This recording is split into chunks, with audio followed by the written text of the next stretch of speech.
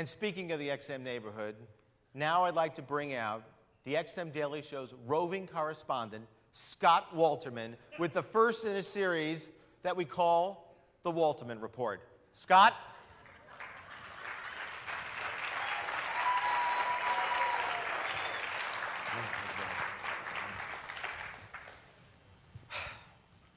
So, Scott,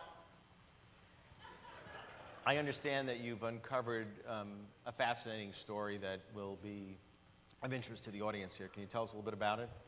Hugh, for our first big investigative piece, and if there is a God, our last, we have uncovered a huge problem at XM headquarters over something very small.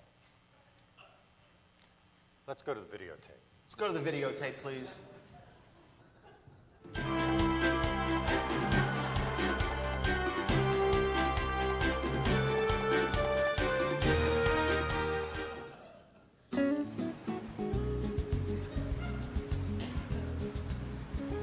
$1,500 Beckington Place, the home of XM Satellite Radio.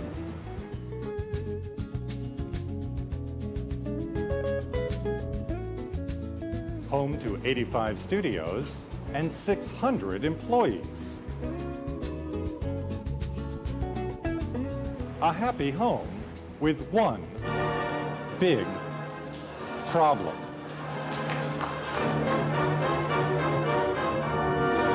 Since 1998, XM has been on the cutting edge of technology, building a state-of-the-art broadcast business from the ground up. Which begs the question, how can a company that parked 3 satellites in space not find room in its lot for my Honda?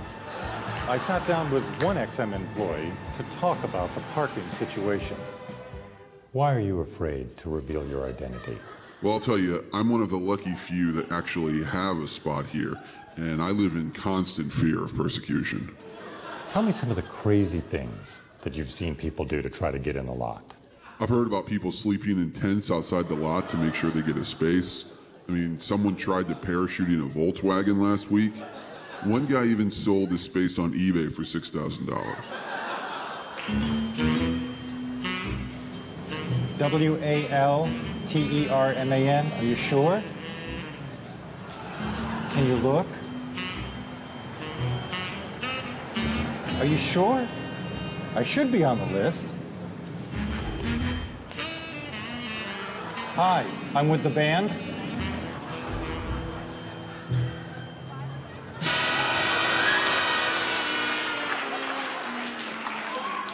Parking.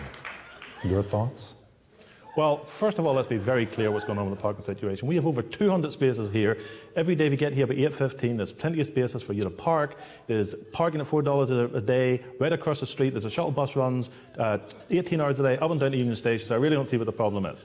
Are you at all concerned about the parking situation? I don't think we have a problem with parking. The problem we have is people bringing cars to work. What do you say to those who aren't lucky enough to have parking? Become an EVP. I decided to go elsewhere in search of answers.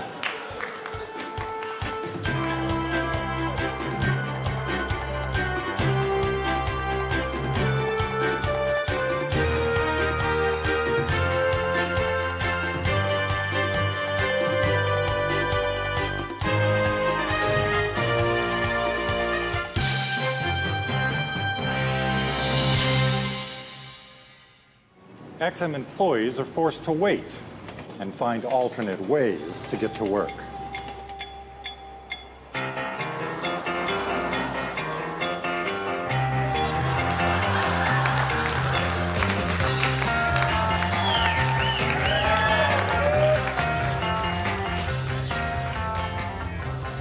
If you get it to me tomorrow, I'm just going to have to do it myself. You want me to do it myself? I'll do it myself. What are you talking about today? I told you now.